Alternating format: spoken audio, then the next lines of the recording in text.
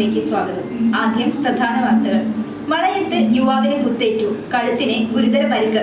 സുഹൃത്തുക്കൾ തമ്മിലുള്ള വാക്കേറ്റം കത്തിക്കുത്തിൽ കലാശിക്കുകയായിരുന്നു. വടകര കരിമ്പനപാലത്ത് വൻ തീപിടുത്തം. പ്ലൈവുഡ് ഉൽപ്പന്നങ്ങൾ വിൽക്കുന്ന കടയ്ക്കാണ് തീപിടിച്ചത്. വടകരയിലെ വാഹനാപകടം. ഷജീലിന്റെ വിദേശത്ത് നിന്നെത്തിക്കാൻ ഊർജിത ശ്രമം. ലുക്കൌട്ട് നോട്ടീസ് പുറത്തിറക്കി. വാർത്തകൾ വിശദമായി. മഴയത്ത് യുവാവിന് കുത്തേറ്റു. കല്ലുനിരയിൽ സ്വദേശി വിഷ്ണുവിനാണ് കുത്തേറ്റത്. സംഭവത്തിൽ സുഹൃത്ത് ജിനീഷിനെ പോലീസ് കസ്റ്റഡിയിലെടുത്തു. ഇന്നലെ രാത്രി 12 മണിയോടെയായിരുന്നു സംഭവം. സുഹൃത്തുക്കൾ തമ്മിലുള്ള വാക്കേറ്റം ഒടുവിൽ കയ്യാങ്കളിയിലും കത്തിക്കുത്തിലും കലാശിക്കുകയായിരുന്നു.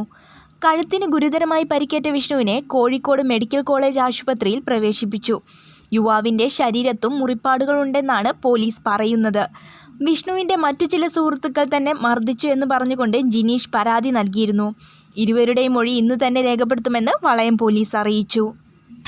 വടകര കരിമ്പനപാലത്ത് വൻ തീപിടുത്തം. പ്ലൈവുഡ് ഉൽപ്പന്നങ്ങൾ വിൽക്കുന്ന കടയ്ക്കാണ് തീപിടിച്ചത്.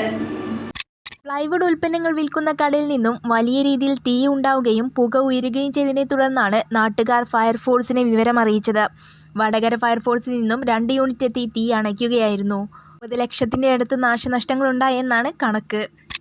ചോറോട് വാഹനാപകട കേസിലെ പ്രതി ഷജീലിനെ വിദേശത്ത് നിന്നും നാട്ടിലെത്തിക്കാൻ ഊർജ്ജശ്രമവുമായി പോലീസ്. അന്വേഷണ സംഘം ലുക്കൌട്ട് നോട്ടീസ് പുറത്തിറക്കി. ഫെബ്രുവരി 17-നാണ് രാത്രി 9-ഓടെ ചോറോട് മേൽപ്പാലത്തിന് സമീപം അപകടമുണ്ടായത്. അപകടത്തിൽ 62 വയസ്സുകാരിയായ പുത്തലത്ത് ബേബി മരിക്കുകയും കൊച്ചുമകൾ ദൃശാന കോമാവസ്ഥയിലാവുകയും ചെയ്തു.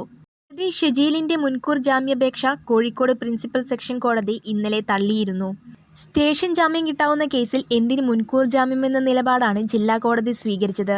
ഈ സാഹചര്യത്തിൽ പോലീസിന് മുന്നിൽ ഹാജരാവുകയാണ് പ്രതിക്ക് മുന്നിലുള്ള വഴി.